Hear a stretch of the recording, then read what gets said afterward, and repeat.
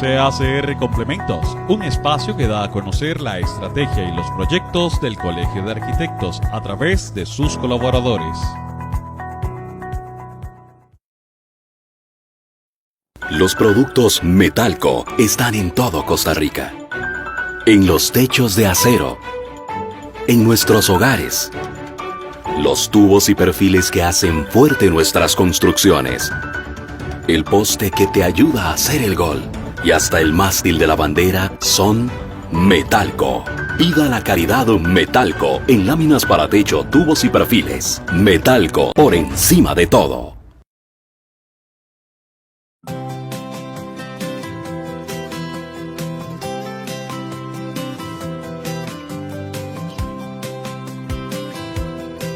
Hello everybody, my name is Bill Reed and I'm here to speak to you about how we see the practice of regenerative development and design. And we're very specific about those terms. What does it mean to develop?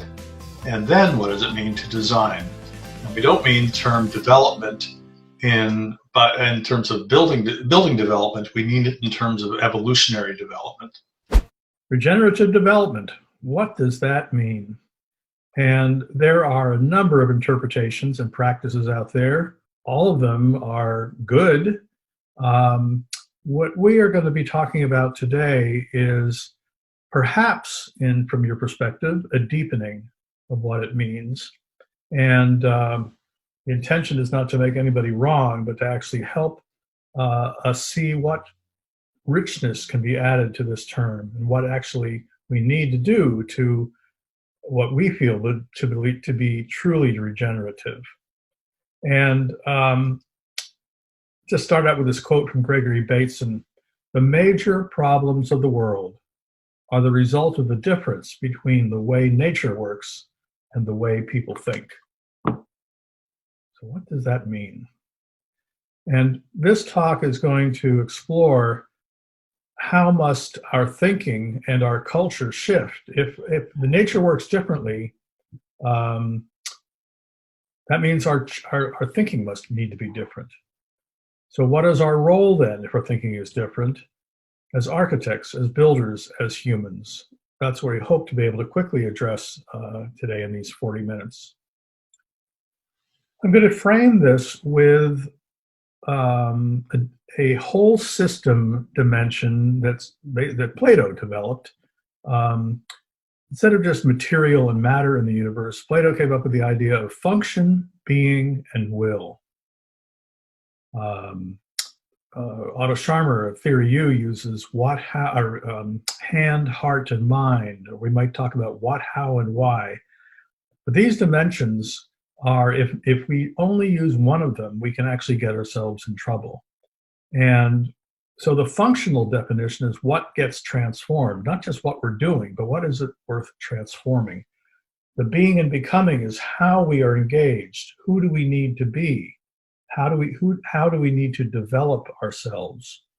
And the will is what gives us the motivation to change and to transform. And I think we would all agree that we need to change the way we are doing things. The sustainability movement has been around for 40 to 50 years, or certainly the environmental movement has, and things have only gotten worse. So something is missing, and we're proposing that we need to be more conscious of the whole dimensions, all the dimensions of life, and this is one way to frame it.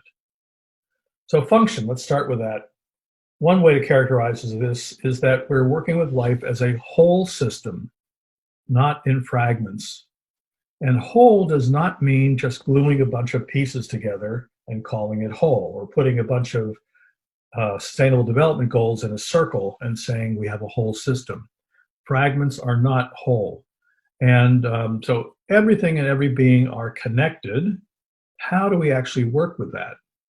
And so these fragments we speak of is, we often talk about sustainable buildings or environmentally friendly products like sustainable paint.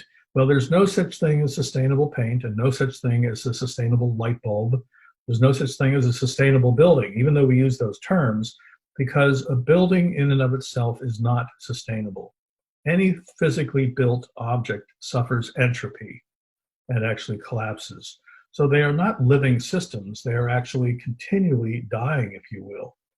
When we dissect a frog is actually a whole living being. But when we dissect it into its fragments, it's no longer a frog. So fragments in themselves don't help us to understand wholeness. They do help us understand some very important aspects of life, but we cannot work with them in fragments. This is, I think, a major difficulty in the world of the sustainability movement. And this diagram here down in the lower left by Bill Mollison actually shows the level of complexity even just in a small area of land. There's a whole bunch of things going on, and they are inextricably connected with each other. How do we actually work with that in a way that doesn't collapse it into a bunch of fragments and pieces? Another aspect of life is that life is nested. All living entities are made up and connected to smaller and larger systems. Each system is offering value to the larger system, and each larger system is actually offering value to the smaller system. There's no real boundary. And that's actually one of the paradoxes of life that we actually have trouble thinking about in our culture, because we're kind of an either-or culture. And when we think about wholeness, let's think about my body. My body has skin. I'm bounded by my skin, but in fact, my skin does not really have a boundary. It breathes, it transpirates. I eat, I eliminate, I breathe. So all of that is a continual exchange of nutrients and support to help my body stay alive. If it actually was truly bounded, I would be dead in a second. Or if it was no boundary on my skin, it was totally open, then I'd be a puddle and I'd be equally dead. So this paradox of tension of being bounded and unbounded is very important, and we have to be able to work with both those ideas at the same time. Another dimension: every living function generates value for the whole system. And this is not just about competition, I think, or competition or Darwinian version of evolution, as many people interpret it. Living systems actually cooperate with each other. In general, there's a lot of support going on. Yes, there's death. We all are food for some other system, and that's part of life. But in general, while we're alive, we are actually in a cooperative mode. As we work with this concept of bounded and unbounded and adding value to the next larger system and smaller system, we actually have to have that's unmanageable, right? So we actually need to work with a system that's large enough that we can have tremendous effect, and small enough that we can actually see the effect and manage ourselves, a feedback system, if you will. And we interpret this as a place. Elinor Ostrom, the Nobel laureate who won the Nobel Prize in 2009 for economics, proved that the tragedy of the commons, that thought piece by Garrett Hardin in the 1960s, that we will collapse the earth because we can all draw on the commons. I can actually fish as much as I want. I could draw all the fish I want because the fish are free and everybody owns them. And if I have enough fishing equipment, I can destroy the ocean, or we can destroy the air or the watershed, in our countries. So the tragedy of the commons actually is a true concept, and we're actually doing that to the planet now. But when we work in place, we actually can see the results of our impact and respond accordingly. And Ostrom proved that places, when you're actually working at that level of scale, we actually respond and act responsibly. So one of the important aspects of regenerative work is to work with the largest complex system that we can understand and respond to and offer help to. And I'll kind of lead in advance, a concept in advance, is that we believe that we save the world place by place, that we can't save the world as a whole. It's too abstract, it's too big, it's not one person's responsibility. But if we each manage the place where we live, we can actually, in aggregate, save the planet. So an example of this now, okay, all that sounds very abstract. How does this work? And this is a pretty simple example from early in our career as regenerative practitioners. And we were asked to do a grocery store, a cooperative grocery store, community grocery store in Brattleboro, Vermont in the US. And they called up and they wanted to do a LEED Gold grocery store. And one of the questions that I ask people is, well, that's great that you want to do LEED, but do you also want to do sustainability? And a lot of people are confused about that because they think LEED means you are doing sustainability. And by the way, you're not. You're basically offering solutions, green-oriented solutions that gives us a foundation to lead towards sustainability. But in and of itself, a LEED Gold building is not sustainable. And by the way, this is as a mental example. Imagine 100,000 LEED Platinum Walmarts or big box department stores sprinkled around the planet. Is that going to help us achieve a sustainable condition? And it may help, but in and of itself, 100,000 LEED Platinum Walmarts will destroy the planet. So there's a lot more that we can do. And how do we actually use our building projects, our actions in the community to begin to leverage true sustainability, which requires regeneration? We'll get into that in a minute. So this grocery store, they said, no, we want both. We want to be LEED and we want to do sustainability, which is a perfect answer. And so we did about 5 minutes of research on the food system in the United States, and the average bite of food travels 3,600 miles.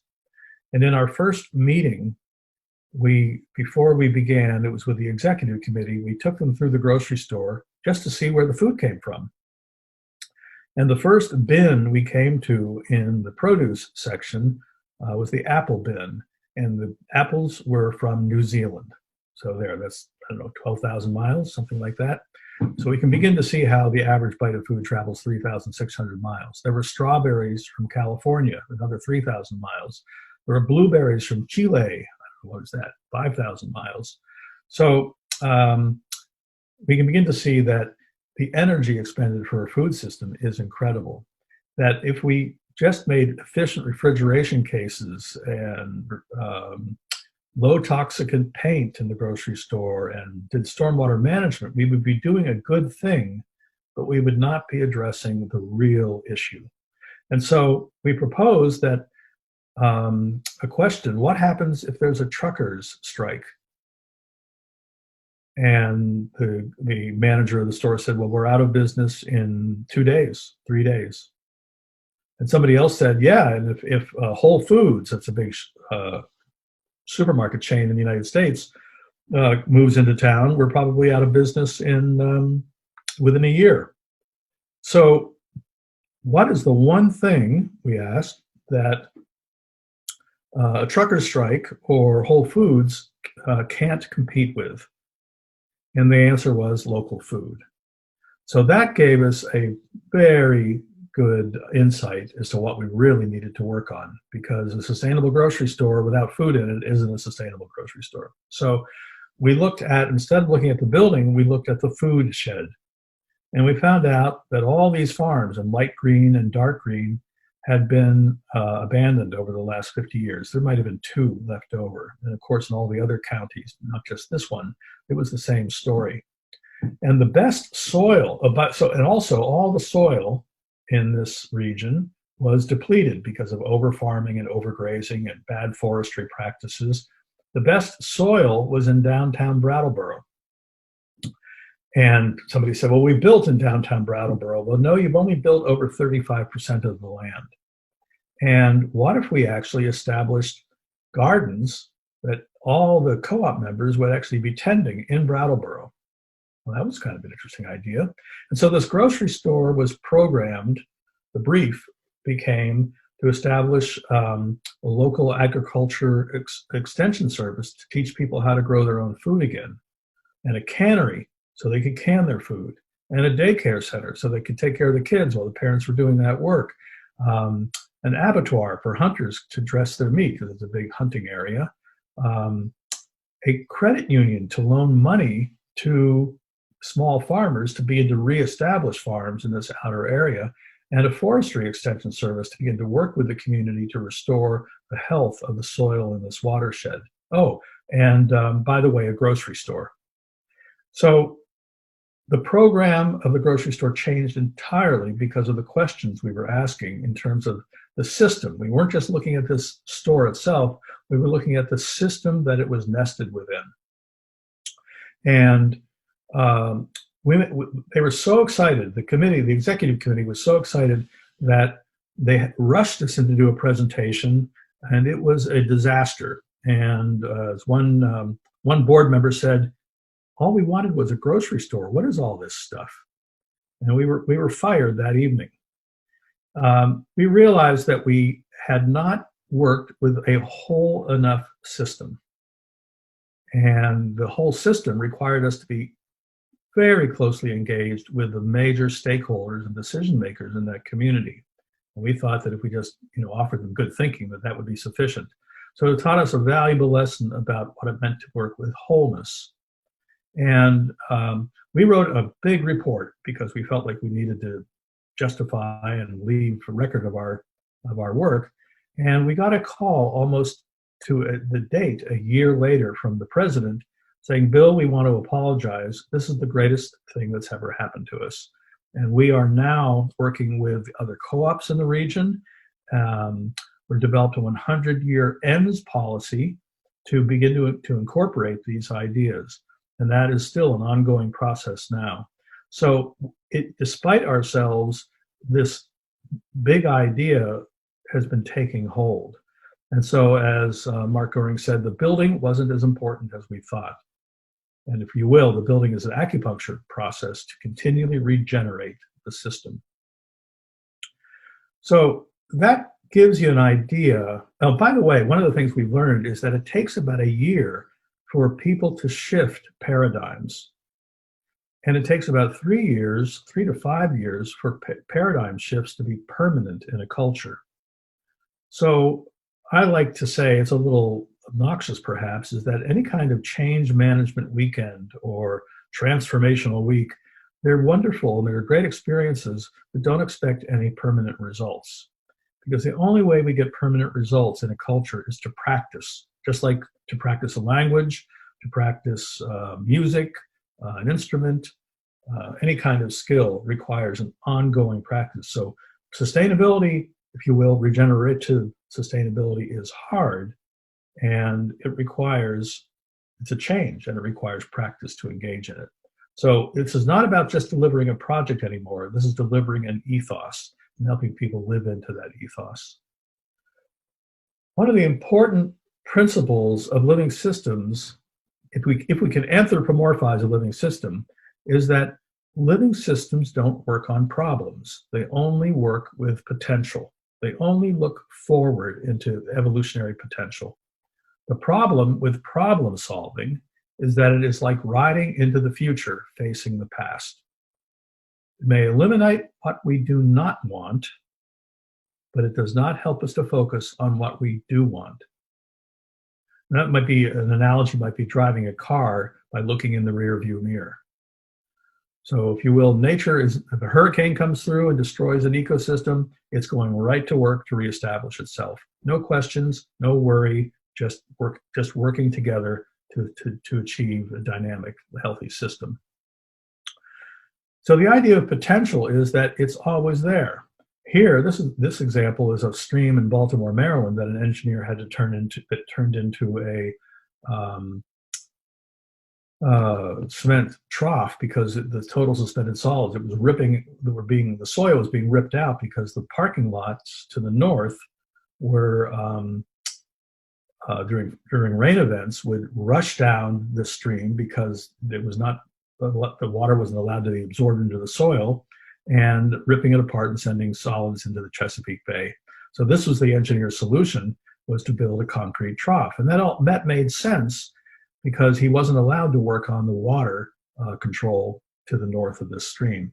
But 3 years later, the state of Maryland developed some of the first stormwater management laws in the world, and they were then able to control the water coming from the parking lots and buildings to the north, and that allowed them to reestablish the stream. And this is what it looks like after three years later. So we know that nature can recover itself if we work with her.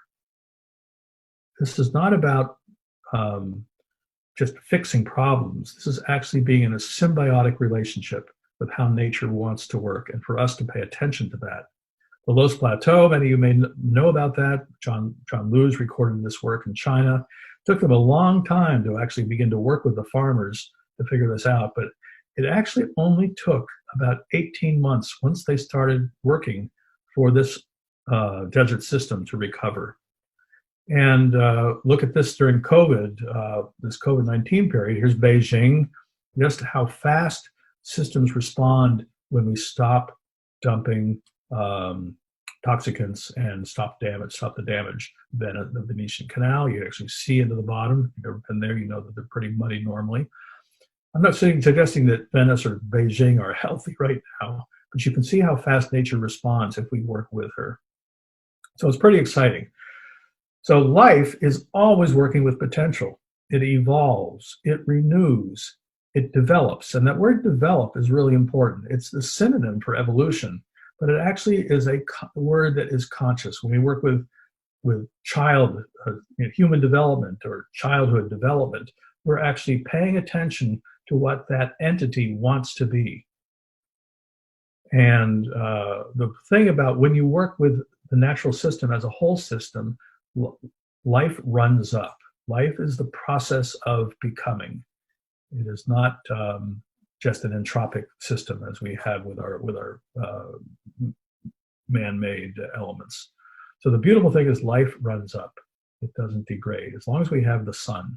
Okay, so those are the functional aspects of working with life. What's the being and becoming aspect?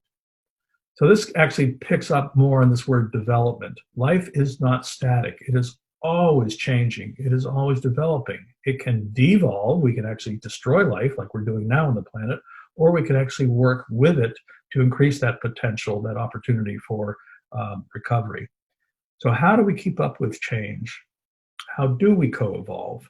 How do we engage not only ourselves, maybe we might understand this as individuals, how do we engage design teams and communities in order to have an opportunity for massive change? And what mental models do we hold that may prevent us from doing so? This is all part of regenerative development. Oh, by the way, I'm going to go back. One of the cool things about living systems is that we've seen the first positive change happens within 18 months. And these positive changes happen within literally weeks. But this kind of work was 18 months. I like to say it's not literally true if we actually all understood this, we could save the world in 18 months. That's all it takes. It is not a long drawn out effort. The only thing that gets in the way is our willingness to change, to become.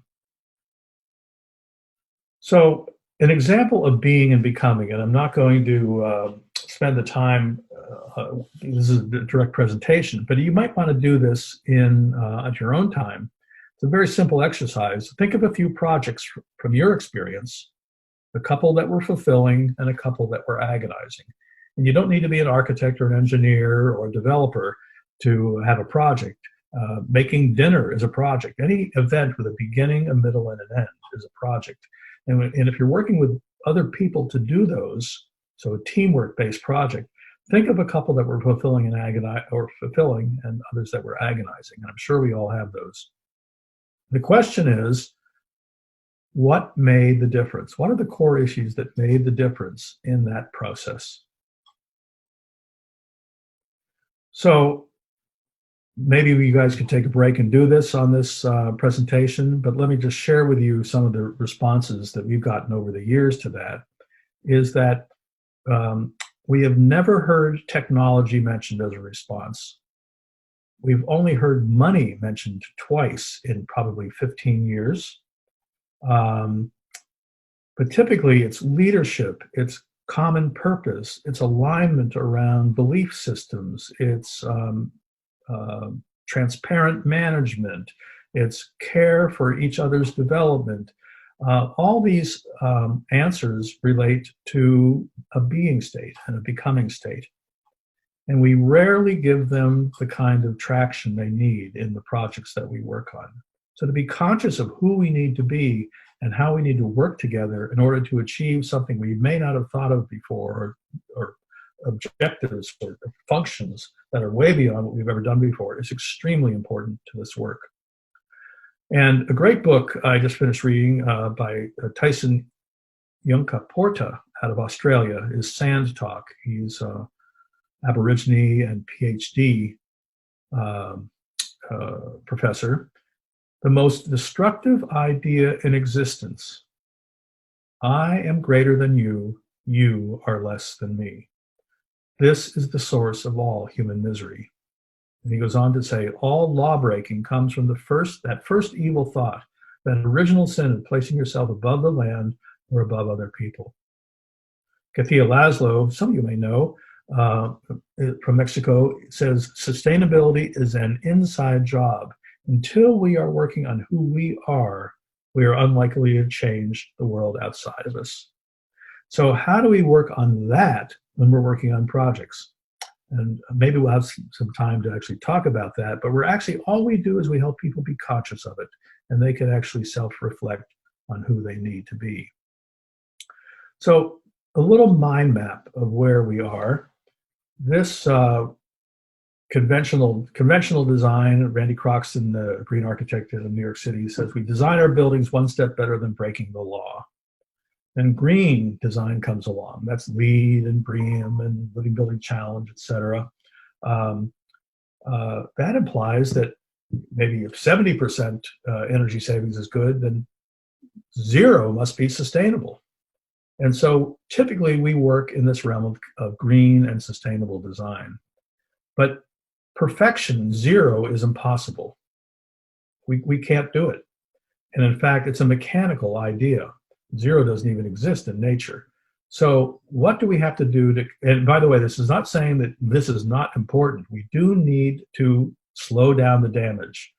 Hunter Lovins likes to say that these kind of programs, LEED, et cetera, give us the time to actually begin to work on the restoration and regeneration. Now that was an old thought. We don't have the time anymore, folks.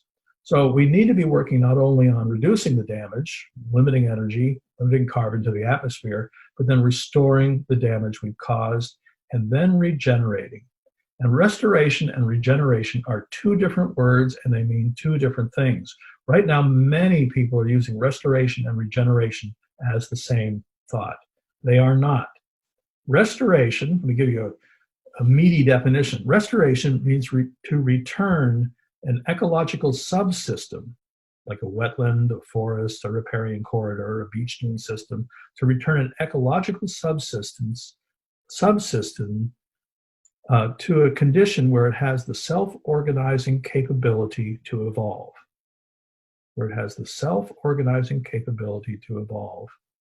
Now, the problem is that system is not isolated from humans. And unless humans understand its role and understand how to perpetuate it, some 10 years later, somebody comes along and says, I need to build a shopping mall or an office building, and says, we can take about half of that wetland. It doesn't really matter because, we'll mitigate it somewhere else. That's the slower way to die. And because we reduce, we compromise around stuff. And compromise is actually, we keep compromising and compromising and compromising, and that is death. So the whole system is that we have to reduce the damage and we have to actually restore and regenerate. That's living systems here, buildings and infrastructure on the left-hand side. This is qualitative thinking, and this is quantitative thinking. And we don't have time to go into this in detail, but I think the picture is pretty obvious. So becoming conscious of our thinking is a practice, thinking and being. And right now, we have a tendency to live in our left hemisphere, in the functional and elemental mind. The holistic and relational mind does not figure into our training and our education. And that is really what part of what this work is about, is actually opening up. What does it mean to think in holism? That's what this talk is introducing. So part of holism is that we are in a continual reciprocal relationship with all of life. It's a continual process of exchange and mutual support. I am no more important than the tree. And I'm sorry to say, you are no more important than the tree. And until we actually understand that we are in this incredibly symbiotic relationship, we will unlikely ever achieve a sustainable condition. And that's the hard truth. So what are people for then? Just not to support life, but it's actually to understand how to engage with life in a creative way. Man seems, Bucky Fuller, this is a typical Bucky Fuller quote, man seems unique as the comprehensive comprehender and coordinator of local universe affairs. Notice he said local universe. That's another way of saying place. And we are responsible, we are the consciousness of the planet, not the unconsciousness. Now, we are waking up to be conscious, and more people are responding to this. What is our unique role? And not everybody has the same role. We all have unique attributes that we offer.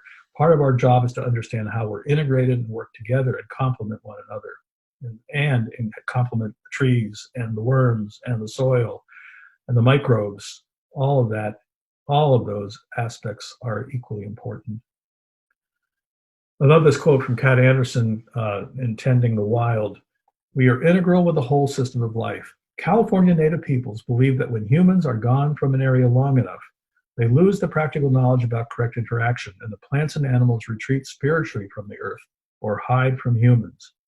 When intimate interaction ceases, the continuity of knowledge passed down through generations is broken, and the land becomes wilderness.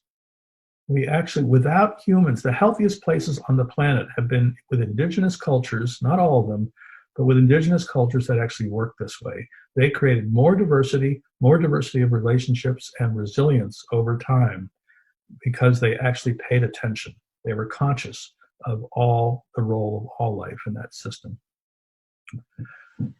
So one other aspect is who I am, how we work together. So it's self-actualization, group actualization in service of system actualization. We have a tendency to actually work on our own personal development, all the self-help books or Tony Robbins or landmark courses. How we work together is kind of organizational development work. What often is missing from those two discussions is how we need who and what we need to serve. And this place, the idea of place. One of the ways to describe place is how big is here? What can we actually know that is part of our community and our watershed? We have all the technologies and knowledge we need to sustain and heal the planet right now. We had them 2,000 years ago. We don't need any more. But what's preventing us from incorporating them? And that, I believe, is will. What's the source of motivation? The potential to actually do so. So the potential actually is a motivating concept. What's my potential to be someone more intelligent, more loving, more caring, more giving? That's the potential I can work towards, and that motivates me to actually be part of a community. How do we actually create meaningful quality of life in the towns we live in? How do we support our neighbors? So one of the great frameworks is the idea that we need to stop working with problems which are dualistic. If you see, you can actually see that all life can be seen as an activating force and a restraining force. This is an old Sufi framework. And if we only live with those two forces, those dynamically oppositional forces, we end up compromising. And this is what's happening with politics. It's what's happening with science and religion, heart, mind, quantity, quality.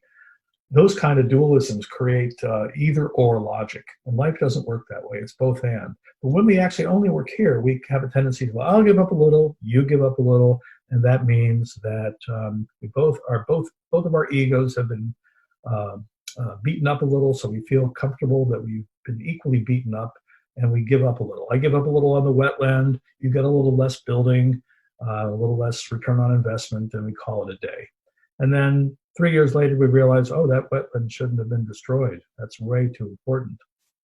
And so the compromise is that slower way to die. We compromise again, and we drive ourselves into the ground. So it's a word that needs to be excised from the English language. Now in Spanish, it's not exactly the best word.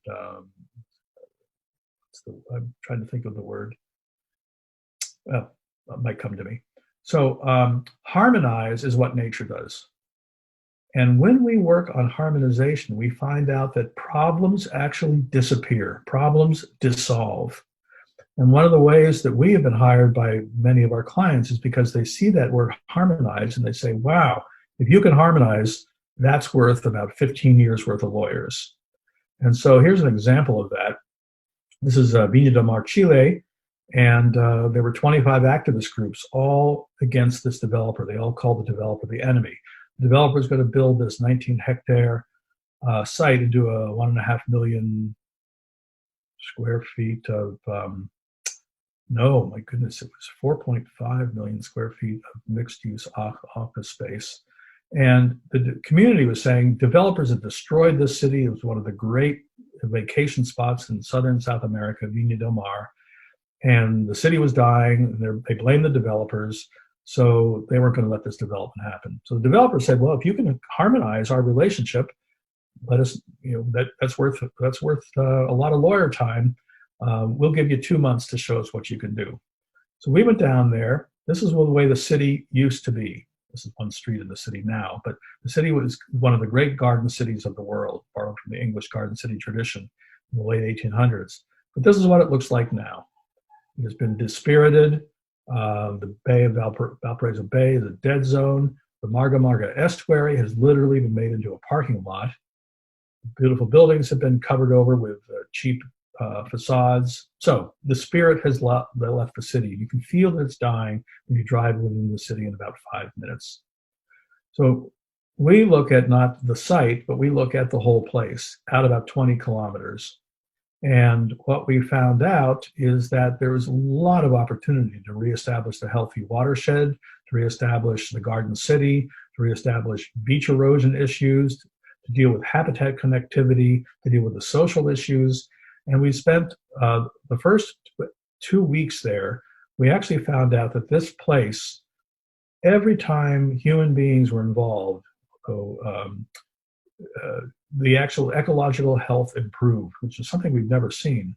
And until we got to the late 1980s, 1990s, and everything except for highways and universities started going downhill. When the tourism started going downhill, that's when the community realized we have a problem. But one of the things we helped them see is that this community had also been able to compound resilience over time. They were actually good at innovating succession, but they had lost that ability politically over the last 30 years. So we call this a story of place. What is the story of the evolutionary potential of this place? And within 2 weeks, the results of the first 18 people, 17 or 18 groups we worked with, went from extremely negative to supportive or enthusiastic. Not about the development, but about the willingness to work together with the developer. Now, the developer, that was actually harder because the developer had to stop a transactional relationship. This was the name of the development, Las Salinas. The typical developer is doing a transactional relationship. I'll give you a park, I'll give you a school, we'll give you money if you give us or access to the site, if you give us permission to build our project. That's a very transactional relationship. Most people can relate to that. It's full of compromise. The new relationship is that everyone, all the stakeholders were in service to the health of the larger community and ecosystem. The developer was just another stakeholder. That was very hard for the developer to get his head around. But once they saw, and the community saw, that the developer was willing to actually work with the community in service of something, the potential of health of a dying city, that changed the relationship. And as a result, the project was informed by that new understanding. And so we built a collaborative field, a field of energy. Sounds a little woo-woo, but really what happens, it's no different than when you walk by a house and there's a great party going on. That's a field that, if you're a party goer, that attracts you. Or conversely, if you go into an office building, you open a conference room after there's been a very bad argument, and you open the door and you say, whoa, I don't want to go in here. That's a negative field. So these energy fields exist no matter whether we're conscious of them or not. If you can actually build a field, and what we did with the first 15 people, it built up to about 60 to 80 people meeting, and they attracted others. The mayor did not want to play with us. She did not. She felt it was not political. She thought it was a political liability. But 2 years later, she called up the client and said, "We want to play. We understand what's going on." The president or the executive director of the Chamber of Commerce said he didn't need to talk to a couple of gringos from the States. And 10 months later, he calls up her client and he says, "Ricardo, I don't know what you guys are doing, but count us in. This is the first time the city's been able to dream in 30 years. So this staying power, so by actually meeting every 6 weeks, working and having each individual interest area represented. We didn't ask for people to show up. They showed up on their own. So there were people involved with mobility and beach erosion and habitat connectivity and brownfield mitigation, gender equity, social divisions. They came around the table, and we had no interest in changing what they were focused on. What we were interested in is integrating them together so that they could actually support one another and learn from one another. And that took about 10 months before that started taking off. So the idea of regeneration, it's a continual practice, and it's to actually engage and sustain and evolve sustainability. And what does that require of us? Well, it actually asks us to do more than just build interesting buildings and green buildings, and these are tools, if you will, photovoltaic panels. It actually requires us to think about what does it mean to continually rebirth and rethink anew and evolve. Evolutionary health just doesn't happen. We need to be conscious of it. And buildings are actually, and big development projects are actually one of the more important leverage points we have in our culture. This project down in Viña del Mar is a 20 to 25 year project. Politicians don't last that long. NGOs typically don't last that long. But a big building project can actually sustain the momentum over time, as well as agriculture and as well as business. This is just another example. This just last month. This is a $4 billion project we're working on in Vancouver, and it's a wastewater treatment plant. So that's typically what people think about wastewater treatment plants, pure function. But the mandate from the director was to actually look at the health of the ecosystem. And even though the engineers are not very happy about that, we now have just got approved the 20 recommended ecological projects that will restore the health of the Fraser River, which is one of the great salmon rivers of the world, are actually being supported by Metro Vancouver. That never would have happened without thinking about this larger system that we are part of. And it took 2 years of continual engagement with the design team and the client team for the importance of that to be realized. So this is not doesn't happen instantly, folks. It's a practice. And any project, whether you're an accountant, a lawyer, an architect, a bus driver, doesn't matter, is that everything you're working on can actually be expanded. Actually, how do you in your work, how do you add value to that larger system? To be conscious of that is very important. And I'm going to skip that. Actually, no, I'm not. I'm going to go back to this. You can delete it if you want. One of the quick way to think about this is imagine designing or purchasing a home for your growing family. And what would you have to do to achieve this objective? Or designing a bedroom addition. What would you have to do? And many people say, well, you got to hire the architect or the builder, get financing, borrow the money, get the permits, maybe ask the children what they want. But here's a regenerative way of thinking about that. Imagine designing a bedroom addition for the purpose of developing your children. What's required of us to realize this? And you basically have to start exploring what capabilities required of me. What's our family? What system do we want to live within? Do we want to teach my children to be street smart or part of nature? That's how do we engage them with that larger system? What do we need to learn to do that? The first time I ever did this exercise, a guy stood up at the front of a room. There were 500 people in the room, and he said, "I realized I'm pretty screwed up." Everybody looked at him like they needed to leave the room. He was going to be kind of go nuts on them. And he said, stop it. He said, get over yourselves. We are all screwed up. We all have to work on ourselves. And if I'm going to be working on what's required of my children, I also need to be working on who I am and who I am with my wife. That's a pretty powerful lesson, I think, for all of us. So the takeaway actions for this. Your project is not the project. The project is the larger system. If we're actually going to get the massive change we need on the planet, we have to stop doing it project by project. We have to look at the people that are engaged in the project and how they can be inspired to change the world and work that they are engaged in.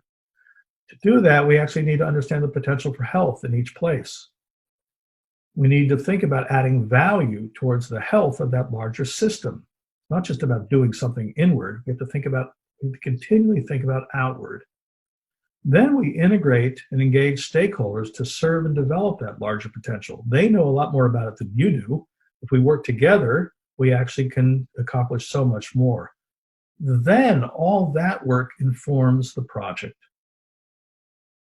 And the last important idea is this is a practice. It takes 3 to 5 years of engagement to do it.